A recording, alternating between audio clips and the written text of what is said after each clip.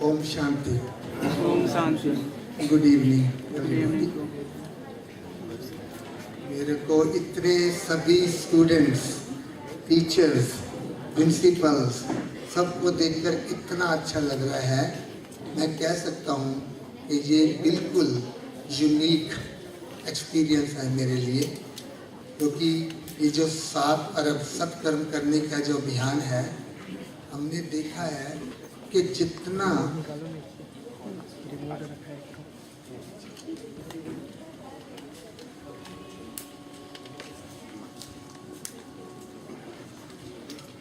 तो हमने क्या देखा कि जितने प्रोग्राम हमने स्कूलों में किए हैं वो इतने अच्छे लगते हैं हमको, क्योंकि हमको महसूस होता है कि यंग जनरेशन उनको इन चीज़ों का आभास होता है।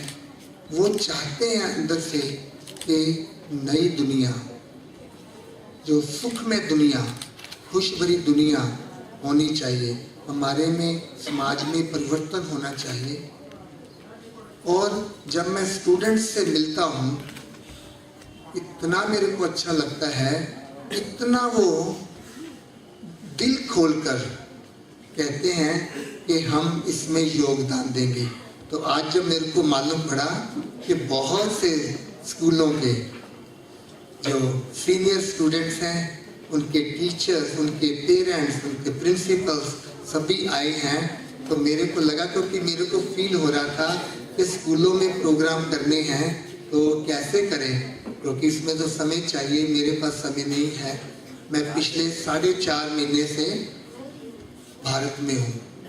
हर रोज एक दिन प्रोग्राम हर जगह होता है और एक दिन में 3 या 4 प्रोग्राम हम करते हैं। फिर रात को कई बार सफ़र करता हूँ, कई बार दिन के समय सफ़र करता हूँ, लेकिन मेरे को कंटिन्यूस ये जर्नी जारी करने में बहुत मज़ा आता है। और ख़ासकर जब मैं स्कूलों में जाता हूँ, बाकी जगह पर भी जाता हूँ, लेकिन जब स्कूलों में जाता हूँ तो सबका इतना ओवरवेलमिंग हमको सपोर्ट मिलती है। So thank you for coming all of you. बहुत बहुत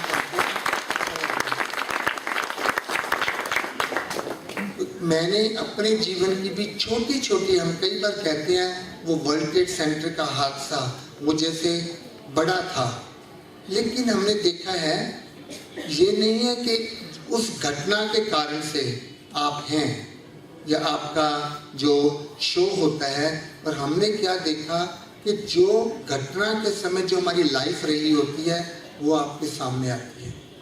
हम अच्छे कर्मों करने की बात करते हैं, मैंने बहुत लाइफ में अनुभव किया है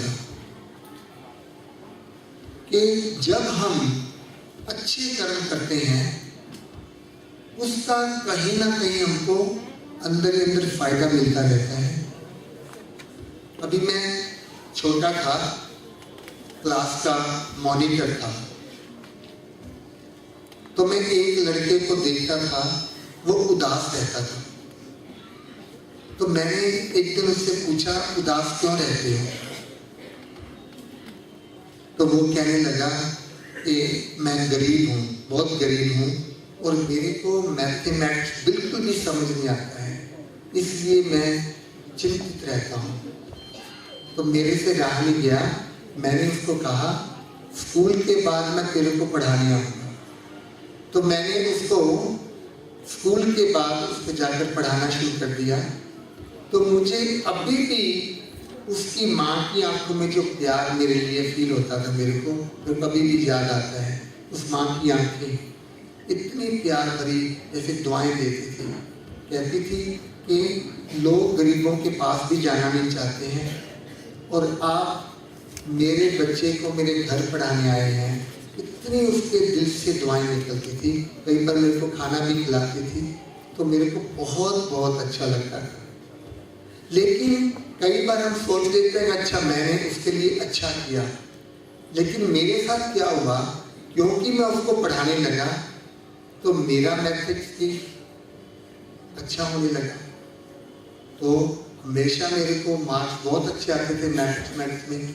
तो मेरे बाकी सब्जेक्ट इतने स्ट्रॉन्ग नहीं थे, लेकिन वो मैथमेटिक्स के मार्क्स आने के कारण मेरे को इंजीनियरिंग में एडमिशन मिली। तो माना मैं गरीब की सेवा उस लड़के की सेवा करने के कारण मैं इंजीनियरिंग कॉलेज में भर्ती हो सका। अभी ये देखो मेरे को रिटर्न मिला। हम कई बार इस चीज़ का ध्यान नहीं देते हैं, क्योंकि जब आप किसी को पढ़ाते हो आप नेचुरली खुद मेहनत करते हो, ज़्यादा समझने की कोशिश करते हो, आपको कॉन्सेप्ट क्लियर होते जाते हैं। तो ऐसा मैंने देखा कि दूसरों का भला करते करते आपका अपना भला हो जाता है। ऐसे ही मेरे को अंदर में होता था बांट कर कुछ खाने का, अपनी टर्न किसी और को दे देना। हमारे भी घर की इतनी अवस्था अच्छी नहीं थी, तो हमको जैसे फल खाने की इच्छा होती थी, तो एक बार मेरे को थोड़ा सा पैसा मिला तो मैंने जाकर एप्पल खरीदा। मेरे को अच्छा लगता था कि मैं वो जैसे ही खाने लगा एकदम मेरे को 3 छोटे भाइयों की याद आ गई।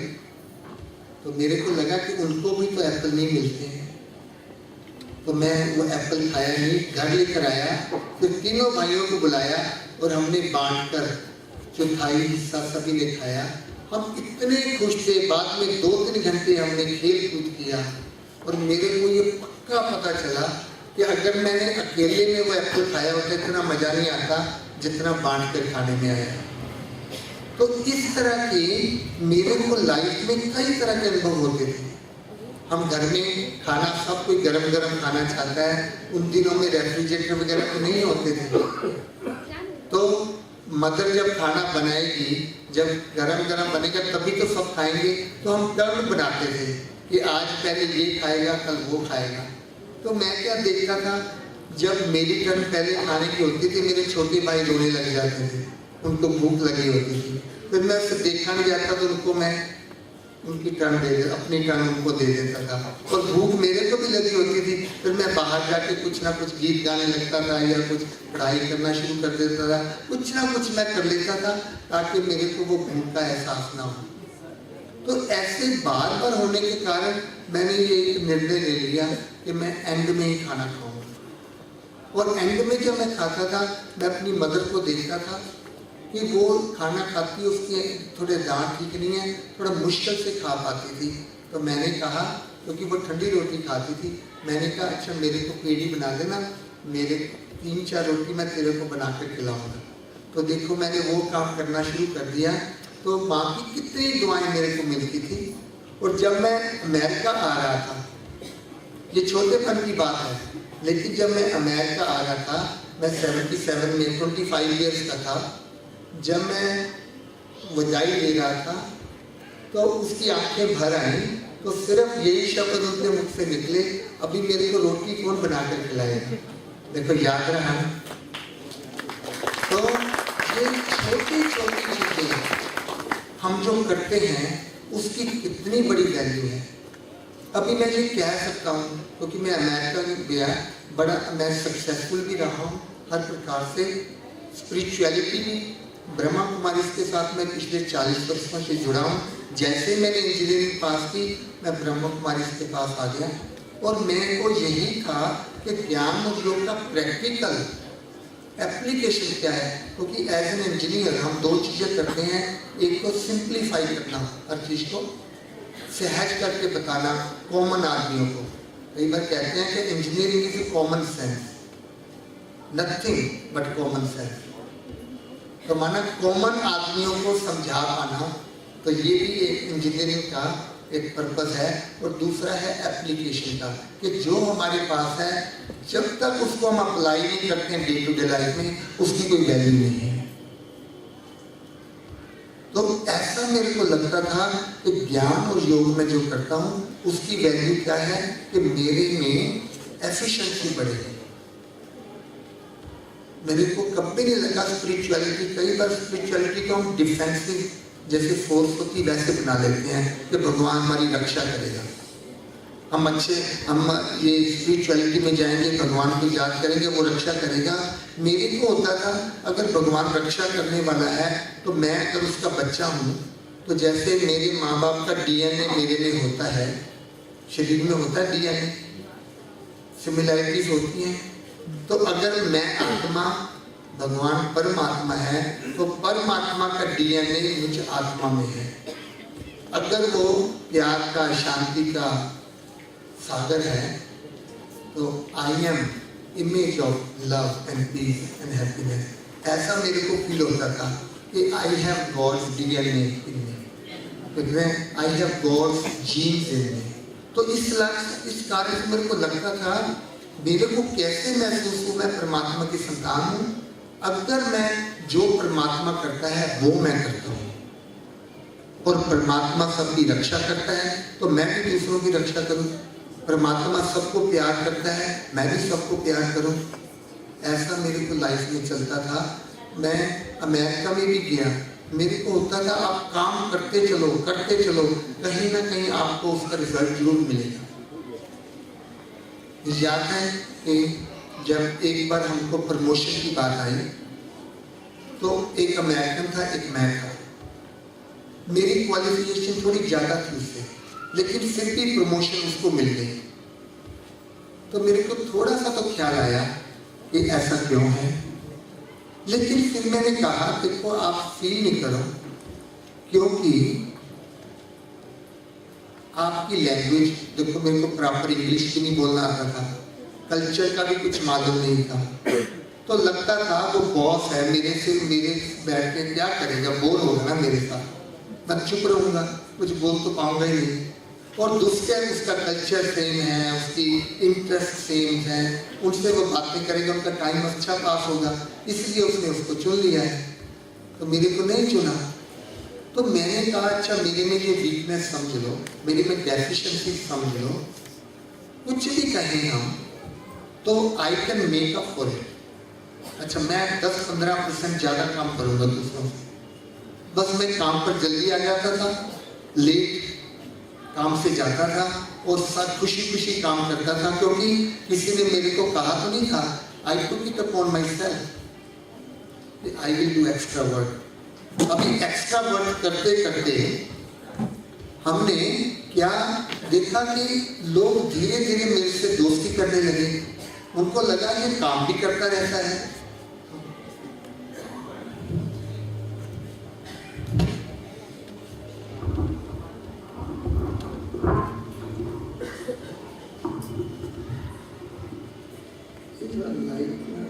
सामने आ रही है, हाँ मेरे को अभी चेहरे दिखाई देते ना सबके। Thank you. तो मेरे को क्या आया कि मेरे को एक्स्ट्रा काम, जब मैं करने लगा एक्स्ट्रा काम तो लोग मेरे से खुश होने लगे कि ये काम भी करता रहता है, मुस्कुराता भी रहता है।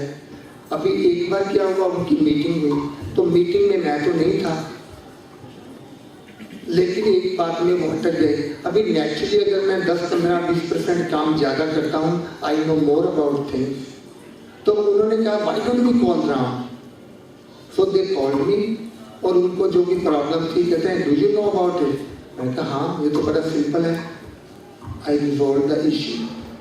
तो बड़े खुश हो गए, मैं भी अपनी जगह पर आके बैठ गया। फिर अगली बार मीटिंग हुई, अगली बार भी वही हुआ कि कहीं अटक गए और मेरे को बुलाया, मैंने फटाफट सोल्यूशन बता दिया, उन्होंने कहा यही बैठ जाओ।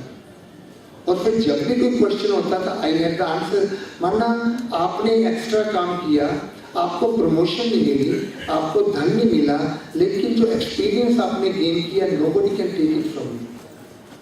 तो उसके कारण से जब भी बात निकलती आई हैड द सॉल्यूशन, तो मेरे को प्रमोशन मिल गई, और प्रमोशन भी इतनी मिली कि जो पहले वाला था उससे भी ज्यादा मिल गया।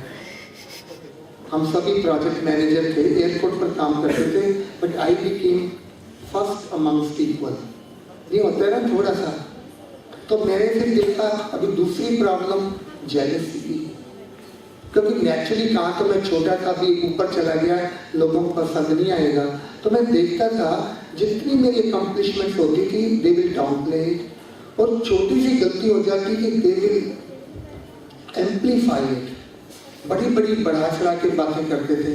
तो एक बात मैंने सचमुच सोचा कि क्या कारण है लोग मेरे से खुश नहीं हैं। तो वीकेंड के समय मैंने सचमुच में सोचा कि मेरे को इसका ना सोल्यूशन निकालना है, लोग खुश क्यों नहीं है, मेरे को खुश करना है। तो मेरे को एक ही चीज समझ आई, क्योंकि I am notch up, compare to others.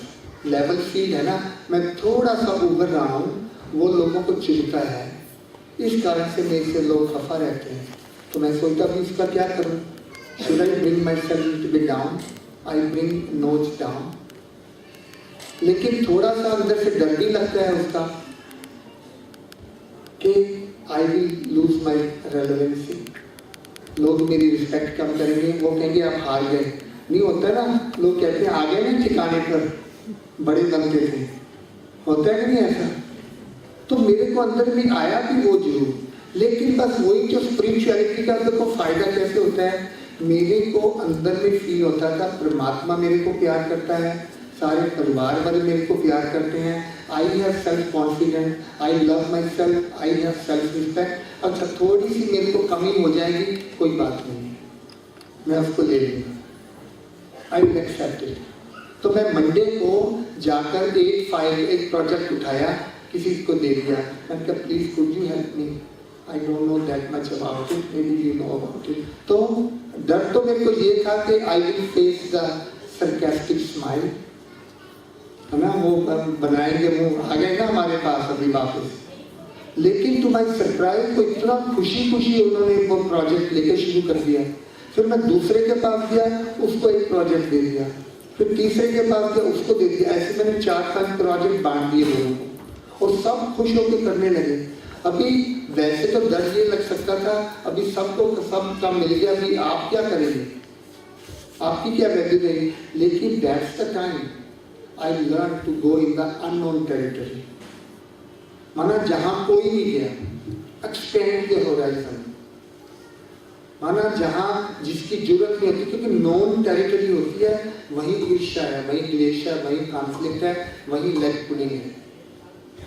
अगर आप अननोन टेरिटरी में हो, where nobody has gone, who will dare to go there, तो आपका कोई कंपटीशन नहीं है। थोड़ा डर भी लगेगा आपको, क्योंकि अननोन है, कुछ मालूम नहीं है, लेकिन जहां डर है वही करेज है, they meet at one point. जहां अनसर्टेनिटी है वही फेथ है, they meet at one point. So actually आप देखेंगे जहां क्राइसिस है वही अपॉर्चुनिटी है, they meet, everything meets at one place. तो या तो मैं डर की साइड ले लूं, या फिर मैं करेज की साइड में ले लूं।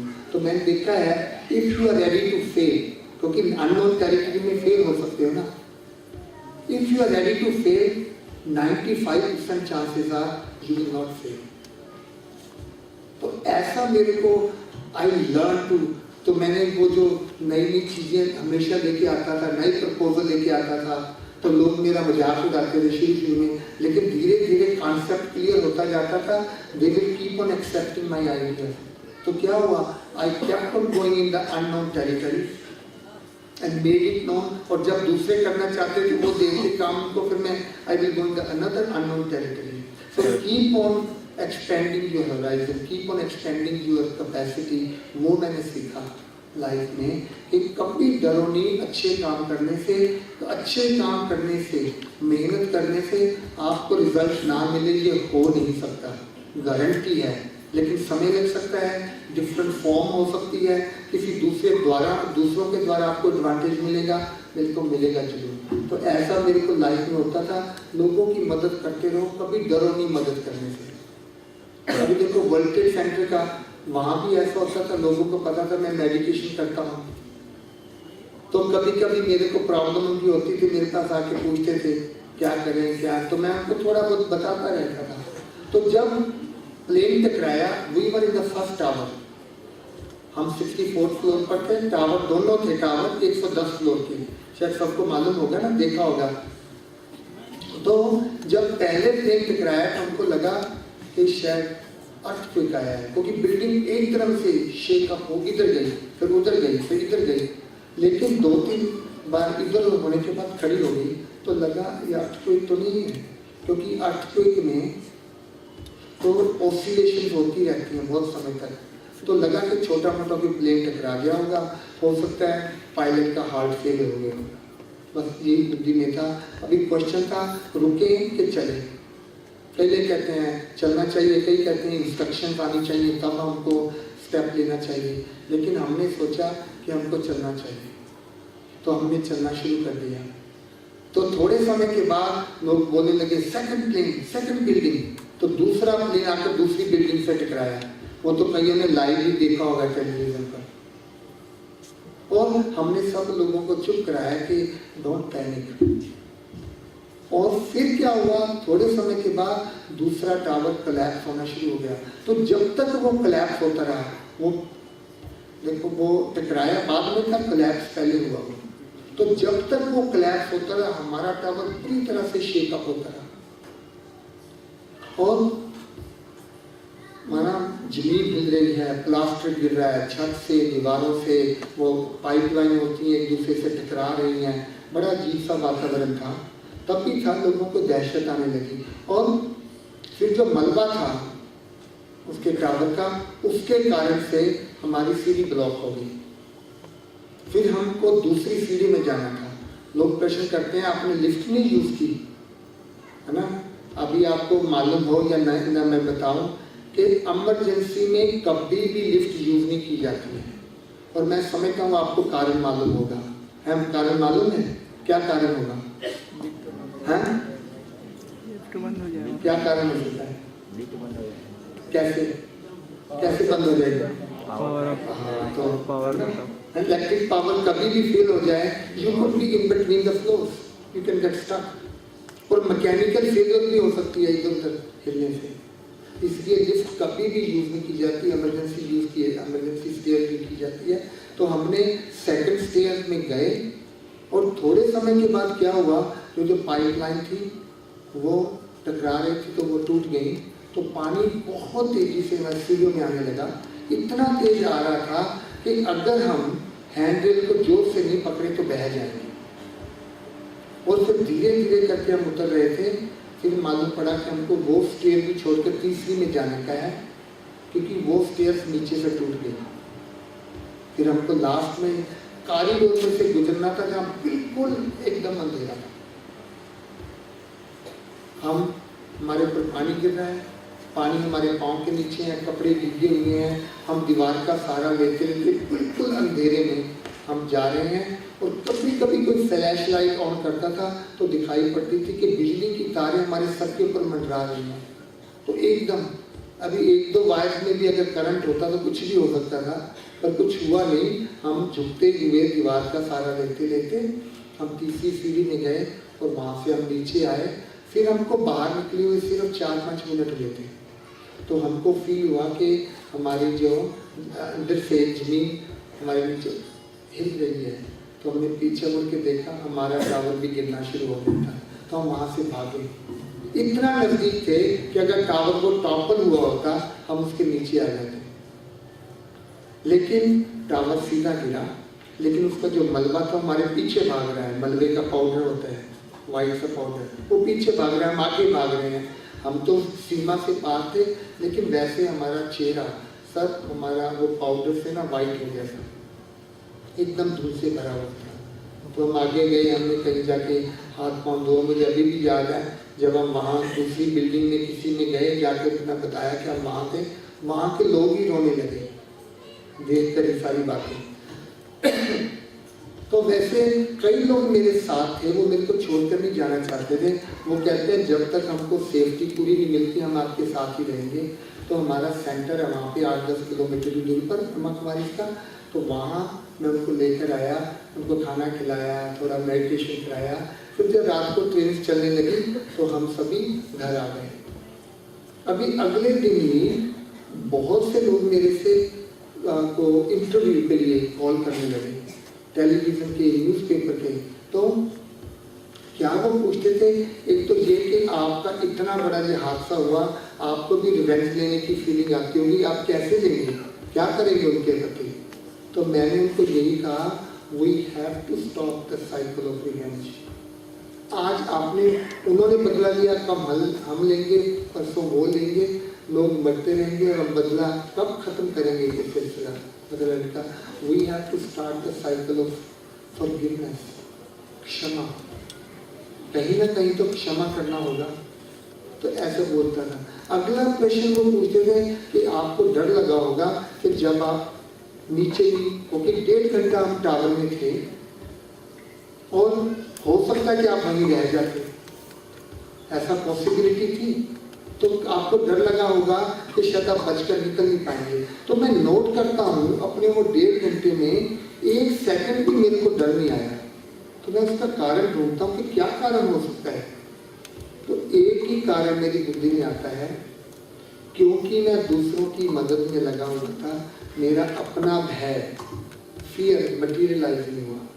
देखो आप सभी का ये अनुभव है, जब आप किसी का दुख दर्द दूर करते हो आपको अपना दुख भूल जाता है। होता है ऐसा? ये फैक्ट है या थ्योरी है? रियलिटी है ना। तो मेरे को भी लोगों की मदद करते करते अपना भय नहीं आया। अभी देखो मदद क्या करनी होती है, सभी नीचे आ रहे हैं, लेकिन मैं क्या करता था, जैसे बाकी लोग जल्दी जल्दी जाने की कोशिश कर रहे हैं, मैं पीछे मुड़ के देखता रहता था। किसी को भी दुख तकलीफ है तो मैं उसकी मदद करूँ। तो बहुत सी लेडीज वहाँ काम करती थी, तो एकदम जैसे चिल्ला उठी थी, कोई थोड़ी सी आवाज़ होती थी, एकदम काम उठते थे। हो जाता है ना, जब आप इतने समय तक तरह तरह की सिचुएशन में जाते हो, थोड़ी सी आवाज़ आई एकदम उनका शौक लगता था और घबरा के चिल्लाती थी। तो मैं क्या करता था, चुपके से खुद पीछे होकर उनको अपने आगे कर लेता था और मैं कहता था हम सभी साथ हैं, इकट्ठे चलेंगे, आप चिंता नहीं करो। देखो बात छोटी सी है, 2 कदम मेरे पीछे अभी 2 कदम आगे आ गए, तो क्या बड़ी बात है। लेकिन वो कहते हैं डूबते को तिनके का सहारा, तो उनके लिए वही बहुत बड़ी बात थी। उनको महसूस होता था कि अगर हम मुसीबत में आएंगे तो हमारी ये मदद करने को तैयार है। इतनी वो दुआएं दे रहे थे, कहते हम इतने लकी हैं, हम आपके साथ हैं, हमको निश्चय है कि हम ना सब सेफ पहुंचेंगे। इस तरह की बातें। तो मेरे को क्या ये एहसास हुआ, रियलाइजेशन ये थी कि दूसरों का भला करते रहो, आपका भला परमात्मा करते रहेगा। अच्छा काम सब मतलब ठीक ठाक होता ही रहेगा। और अगला मेरे को अनुभव क्या महसूस हुआ कि कई बार हम जीवन में अच्छे काम करते हैं, हमको उसका रिजल्ट नहीं मिलता है, तो वो अच्छे कर्म सभी हमारे जमा होते जाते हैं और जब संकट के समय में वो सब इकट्ठे होकर आपको सेफ्टी की तरफ ले जाते हैं। माना you end up taking the right decision, पाँव ऑटोमेटिकली जो ठीक रास्ता होता है उस तरफ चल पड़ते हैं। हम कई बार सोचते हैं कि हम अच्छे काम करते हैं, लोग डरते हैं आजकल अच्छे काम करने से, उनको लगता है कि हम अच्छे काम करेंगे तो लोग हमारा एडवांटेज लेंगे। होता है, कईयों को फील होता है ना, हम अच्छे हैं, लोग हमारा एडवांटेज लेते हैं। लेकिन मेरे को अभी बाद में क्या समझ आया, अगर वो मेरा एडवांटेज लेते हैं इसका मतलब क्या है, I have advantage, I am at advantage. माना मैं यहाँ हूँ, वो यहाँ पर है डिसएडवांटेज पर। तो एनर्जी कैसे फ्लो होती है, ऊपर से नीचे जाएगी, तो वो मुझसे लेते रहेंगे, मेरे पास एडवांटेज है। अभी मेरे को लगा 10 बार मैंने किया, एक बार तो कोई और करे, मैंने 10 बार उनको दिया, मेरे को एक बार कोई दे, लेकिन लेने के लिए मेरे को कहाँ जाना पड़ेगा, मैं यहाँ हूँ, वो यहाँ है, मेरे को लेना है उनसे, कहाँ आना पड़ेगा, क्या आना पड़ेगा, मेरे को कभी अच्छा नहीं लगेगा। पहली बात तो ये, मेरे को मैक्सिमम कितना मिलेगा, उनके लेवल तक ही मिलेगा, लेकिन मेरा लेवल यहाँ था, मिला मेरे को यहाँ तक, कभी सेटिस्फेक्शन होगी। आप कभी नोट करना लाइफ में, जब हम ऐसे करते हैं हमको कभी खुशी नहीं होती है, यू आर नेवर सेटिस्फाइड। जब आपको लगता है ना, आप अपना दिल खोलकर किसी मदद मांगते हो, आपको कभी नहीं होता कि उनको उन्होंने पूरा आपको दिया, क्योंकि वो अपने लेवल तक ही देंगे। तो मेरे को यही था, लोग मेरे से एडवांटेज लेते रहे, तो जब एडवांटेज लेते हैं तो खालिस्तान होता है, तो चारों तरफ से हमको एडवांटेज मिलता जाता है, प्रकृति से, परमात्मा से, सर्कमस्टांसेस से, something will keep on going good for me. अभी हम कई बार कहते हैं अच्छा हमको एडवांटेज कैसे मिलता है, आपके बच्चे अच्छे निकल पड़ेंगे, कोई लॉजिक है उसका, पर निकल पड़े अच्छे तो इन कर्मों का हिसाब हो सकता है। एक्सीडेंट होते होते बच जाएगा, या एक्सीडेंट इतना भयानक हुआ आप बिल्कुल बाल बाल बच जाएंगे। आपको कई बार डिसीजन लेना है, कोई फैक्ट क्लियर नहीं है आपके पास, and you end up taking the right decision, तो उसका क्या है लॉजिक।